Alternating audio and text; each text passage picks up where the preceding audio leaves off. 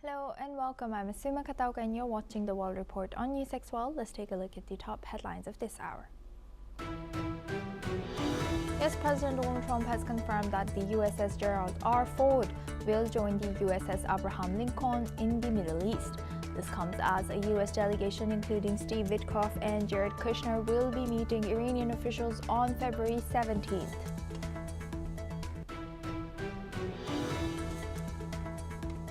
Russia, China and Iran held a new round of consultations in Vienna to discuss Iran's nuclear program. Meanwhile, the talks precede next week's International Atomic Energy Agency Board of Governors session.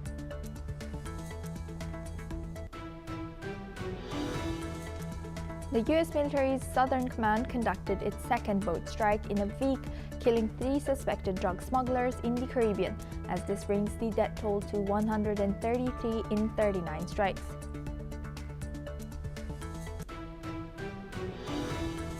Just as President Donald Trump threatened to bypass Congress and issue an executive order to enforce voter ID laws ahead of the midterm elections. However, the proposed law has faced strong opposition in the Senate.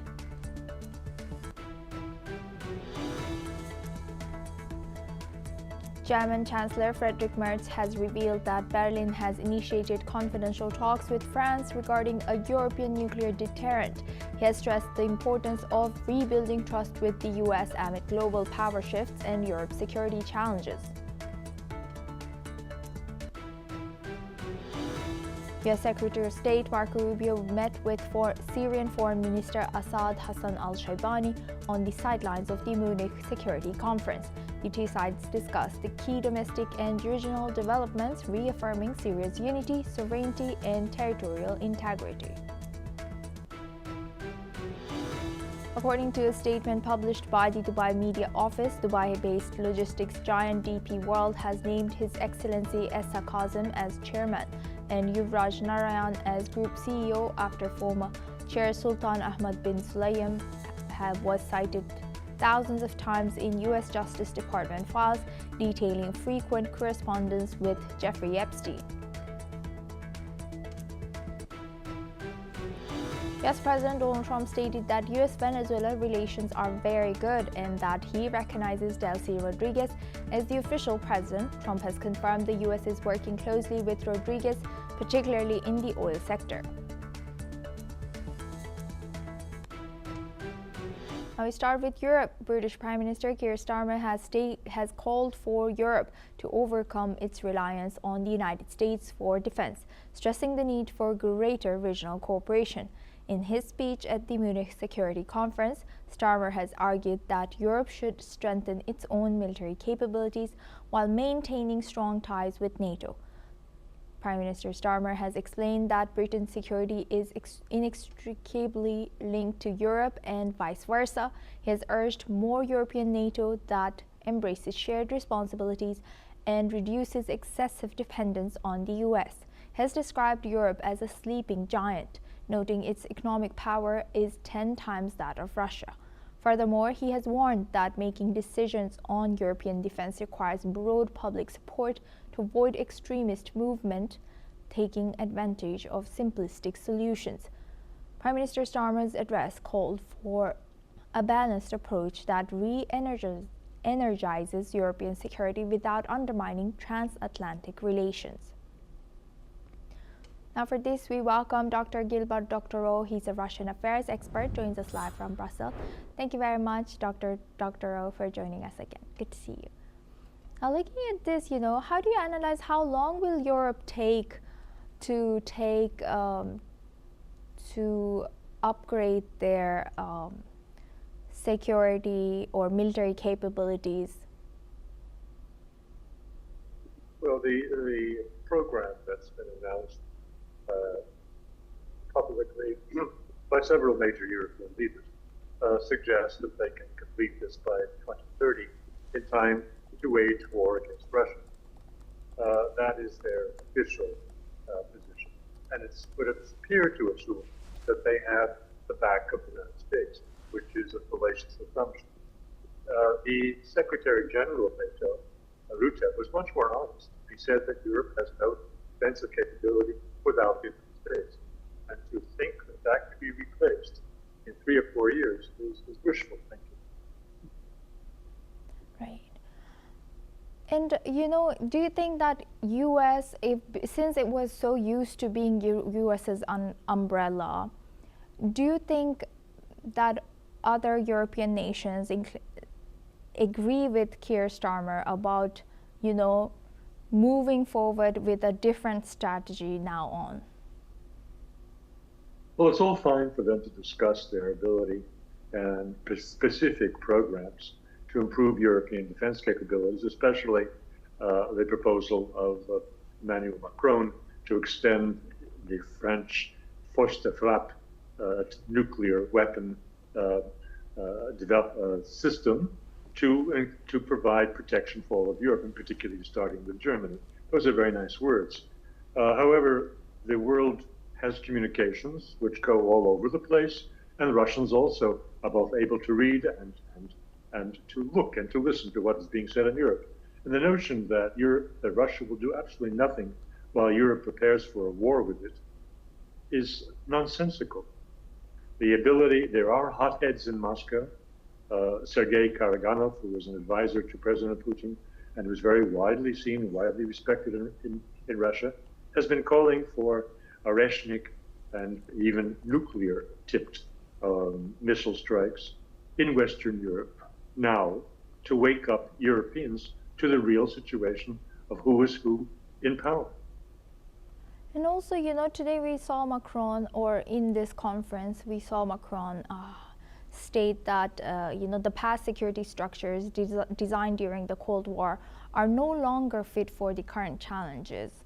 What do you think, what lacks in, or what is Europe lacking in stance of being military ready to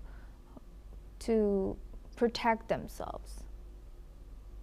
Well, in ordinary terms, Europe has already emptied the arsenals by supplying Ukraine with its most advanced, or much of its most advanced, defensive and offensive equipment for the ongoing war with Russia. So right at this particular moment, the armory is bare. That's a specific time-limited problem.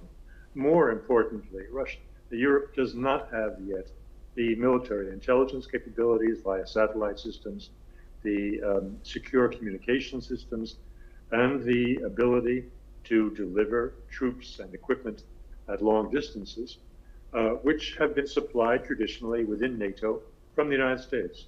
So there is a lot of work to rebuild and build out European defenses and European offensive weaponry if they were to stand a chance in the war with Russia that they are inciting.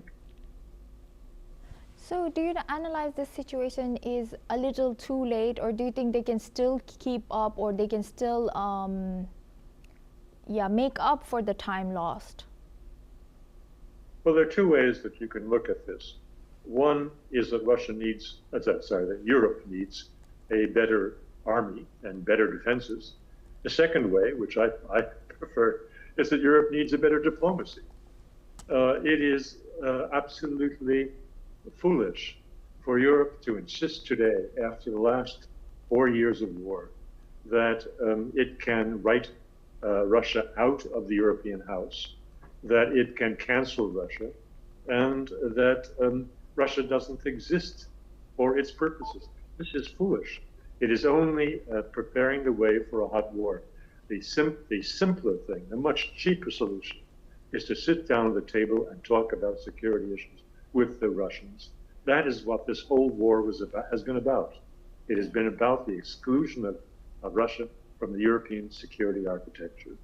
It is time that Mr. Macron can take his logic to its ultimate destination, which is what I said, to go to diplomacy before continuing to raise military budgets vastly for a rearmament that will come too little too late. And lastly, how might, Emmanuel Macron's proposal to rethink Europe's nuclear deterrence strategy reshape the continent's security framework, particularly in response to Russia? Well, the question is it legally workable? It's not clear exactly what provisions Mr. Macron and Mr. Merz have been discussing when they speak about cooperation, whereby Germany, for example, would enjoy use of French nuclear weapons. It is unclear whether this violates the Non-Proliferation Treaty, to which they're all signatories. In effect, Germany would become a nuclear power. That is proliferation. So it's nice to talk about these things in a vacuum, but we live in a real world where there are constraints, and I don't see how this is going to work. Right. Thank you very much, Dr. Doctorow, for sharing that. Please stay with us as we stay on this news. Now, French President Emmanuel Macron says even if the war in Ukraine ends, Europe will still have to live alongside what he called an aggressive Russia and must set clear rules to prevent future conflict. Speaking at the Munich Security Conference, Macron said any settlement with Ukraine must be followed by a new framework of coexistence with Moscow to limit the risk of military escalation. His comments come as U.S. President Donald Trump has urged Ukrainian President Volodymyr Zelensky to, quote, get moving on a peace deal, claiming Russia is ready to negotiate. But Moscow is striking a more cautious tone. Foreign Minister Sergei Lavrov says talks still have a long way to go, while former President Dmitry Medvedev insists Russia's war aims have not changed. Zelensky says Ukraine wants peace, but not at the cost of security or sovereignty. Now we welcome back Dr. Gilbert Doctorow. He joins us live from Brussels. Thank you very much, Dr. Doctorow, for staying with us. Now, looking at this, what impact might the pressure from President Trump for a rapid peace deal have on Zelensky and also Russia's negotiating position? I believe that, these major politicians are first of all addressing their domestic audiences. Thus, that is all the more true for Mr. Zelensky, who is lying through his teeth in his public statements that Ukraine will not make territorial concessions. If that were genuinely the position of Ukraine today, there would be no negotiations. The negotiations that have been taking place over the last couple of weeks and which will restart on Tuesday, Wednesday in Geneva are all about the modalities of Ukraine's withdrawal from Donbass. They are not about security guarantees for Ukraine and similar irrelevant issues. Ukraine has, in principle, agreed to the major points in Russia's view of how the war ends, which is logical because Russia is the winning party and Ukraine is the losing party. The question is, how do you sell this to your domestic audience? And everyone, whether it's Trump or the Russian authorities, or Mr. Lavrov, or Zelensky, they all are making statements which have to be understood through that prism. What are they saying to keep the support of their domestic audiences and not to take their words at face value? Right. And how popular is Zelensky right now? And what's the public trust like towards Zelensky among European citizens, particularly among Ukrainian citizens? Well, Ukrainian citizens are voting with their feet. They're leaving the country at the fastest possible pace.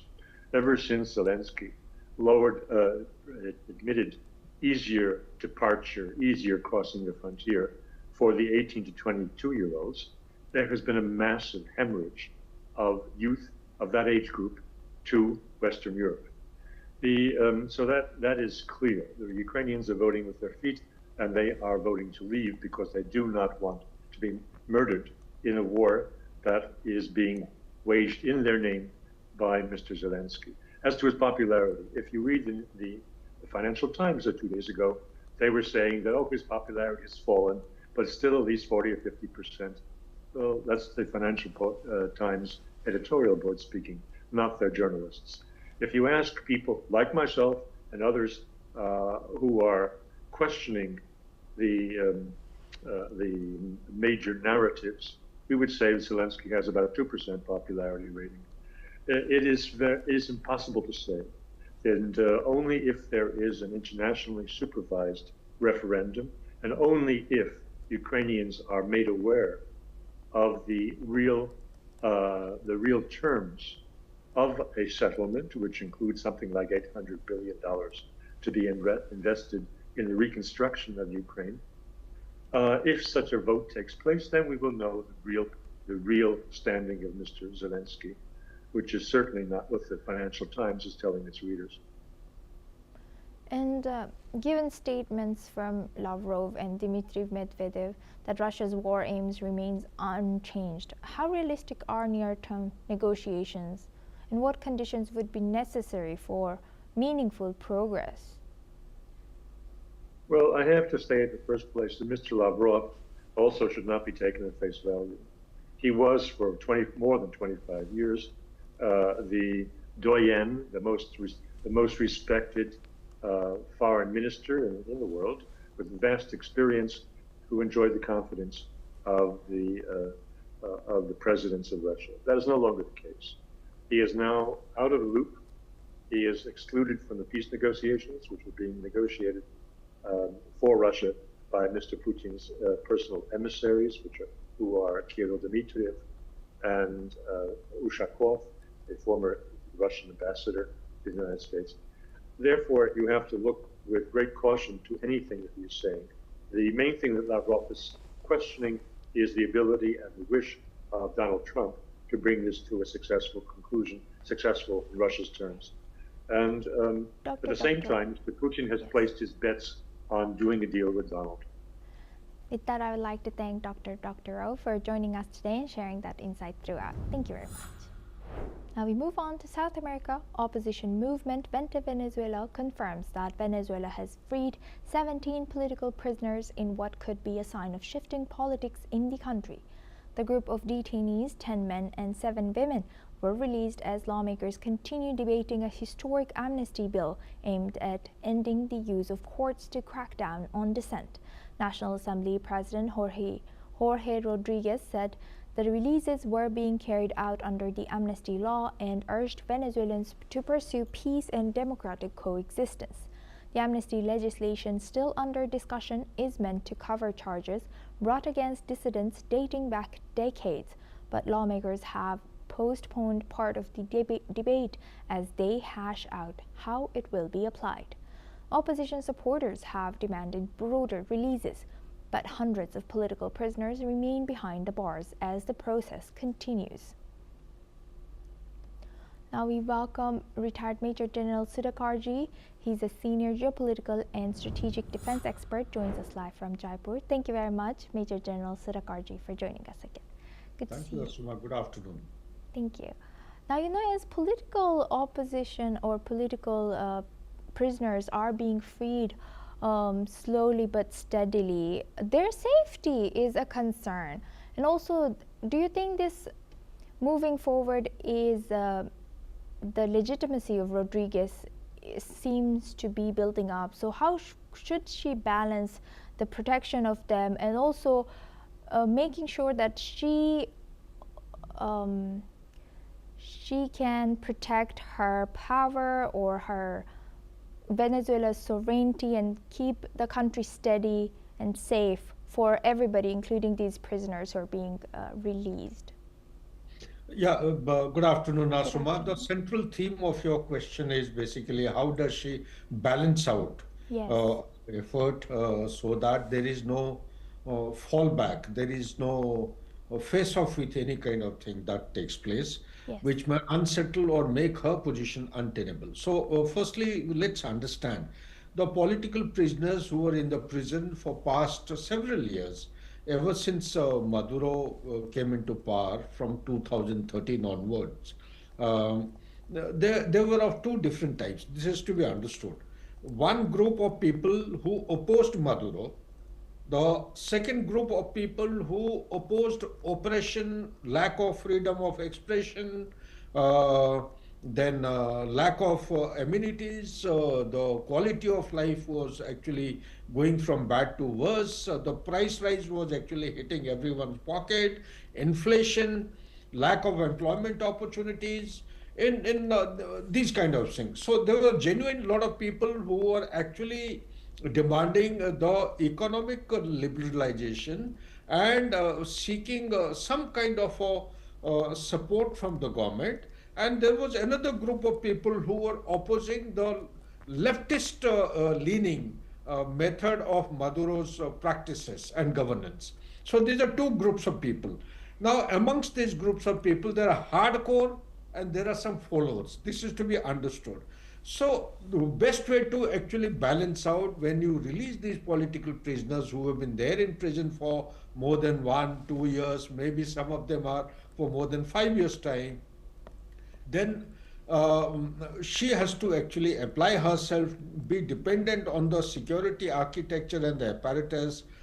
People who are releasing these political prisoners, their biodata has to be gone into and has to be seen as to who all have maximum followers. Because what matters is once they are released, if they have had a large number of followers, then there is a possibility, potential of civil unrest or agitation. So therefore it has to be calibrated, and she is actually following the right method rather than releasing them en masse. Small tricklets, incremental release is the best way forward, which she is doing. Second thing is there is a requirement to segregate and divide people. You see, if like-minded people who are in the prison, who have been in connect with each other, if they are released in one go, it may lead to some kind of a groupism, some mobilization of such kind of groups. Like-minded people will form a group. It will become very, very challenging for the security apparatus to handle. And third and most important thing is preservation of our power and status. Preservation of power and status.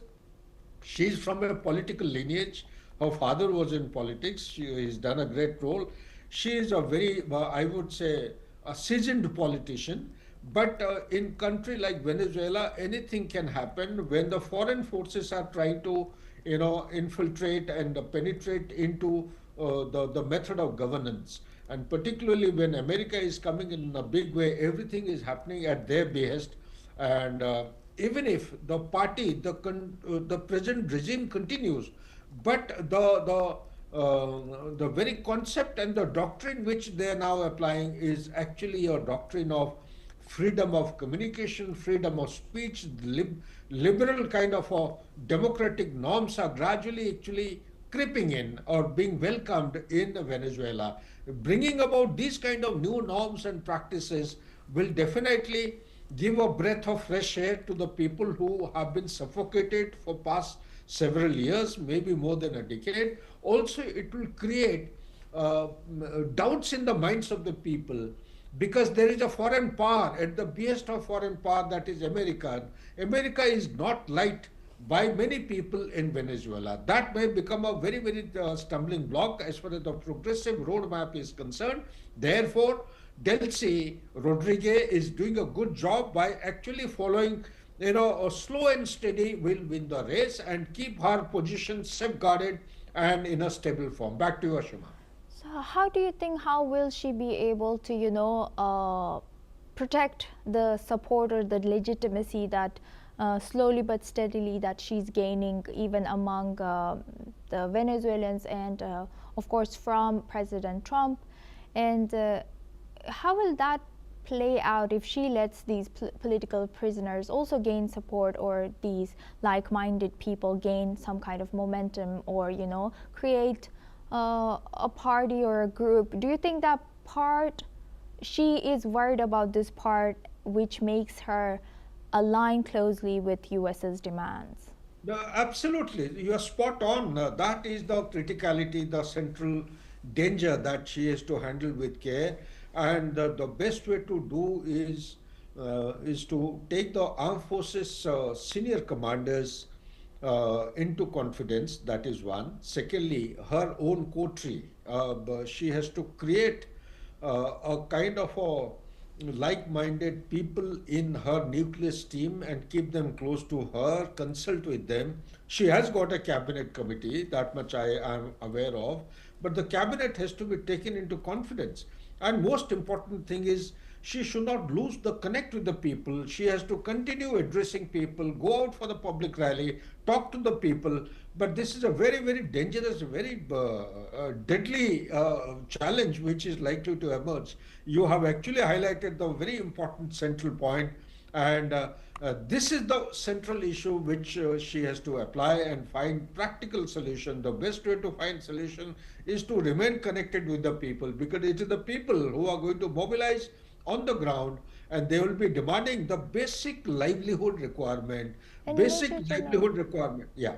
and Major General, lastly, so does all this mean it's the end for the Nobel Peace Prize winner Marina Corina Machado?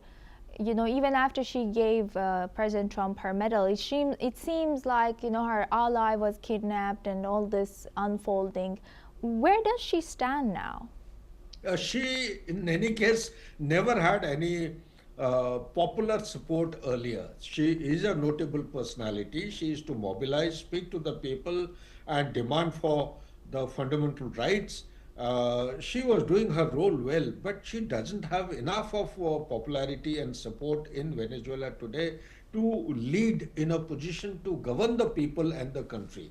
One. Number two, if you go into the internal dynamics, because the armed forces, though very small, they have just about 1 lakh plus 100,000 odd troops, around 106,000 troops. The important leaders in the armed forces, Maduro kept them to his side, always kept them very close to himself. They were in the closed circuit, and the police of Venezuela, also the police heads, they have to be kept in the district. And there is a gang warfare going on in this place in Venezuela. The gangsters, this is called, believe you me, this is an invisible deep state within Venezuela who indulge in lots of inter-gang rivalry, cocaine transportation, and also they indulge in the business of cocaine and drugs, and illegal supply of arms and ammunition. So the first and foremost thing is to keep a control of these people. Large number of Venezuelans, they have actually left the country and gone to countries like Chile and the neighboring countries. They may be coming back with these kind of release of political prisoners. When these additional people, they come back to the country, that also will pose a new danger. And therefore, the pointed question which you are asking about the opposition leader, her standing, what is she going to do hereafter, is also another challenge, because conspiracy is such a thing in a country like Venezuela. When you have very significant footprint of Chinese, you have Iran, IRGC, you have Hamas present there, you have the Russians also present there. It makes a very heady cocktail. One doesn't know which side the party is going to sway. American pressure is okay, but up to a certain limit. This is a footprint which America is trying to push back. Whether it will succeed or not, time will tell. With that, I'd like to thank Major General Sudhakarji for joining us today and sharing that insight with us. Thank you very much. Now we move on to US. The US military has used Anthropic's AI model Cloud in the operation to capture former Venezuelan President Nicolas Maduro. The technology was deployed through a partnership with Palantir, despite Anthropic's policies prohibiting its use for violence, weapons, development, or surveillance. Cloud has supported the planning and execution of the raid that led to Maduro's arrest. However, the Pentagon, White House, Anthropic, and Palantir declined to comment on this report. This use of AI highlights growing efforts by the Pentagon to incorporate advanced technology into military operations, raising ethical concerns. There is ongoing debate within the government over the use of commercial AI in national security, with some officials reconsidering a significant military contract with Anthropic.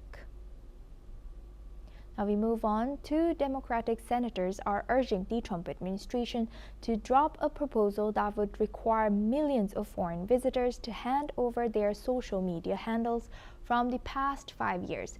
The plan put forward by U.S. Customs and Border Protection would apply to travelers from countries in the visa waiver program, including much of Europe, who currently enter the U.S. without visa. Senators Ed Markey and Ron Wyden warned the move would subject tourists, business travelers, and World Cup visitors to what they call sweeping digital surveillance. The Department of Homeland Security has not commented, but says the policy could take effect as early as this month. The travel industry is also pushing back, warning the measure could deter visitors and cost the U.S. billions. The proposal comes as President Donald Trump moves to tighten foreign visitor screening, including expanded data collection and social media reviews. That's all we have time for. Keep watching News 6 World for more news and updates from around the world.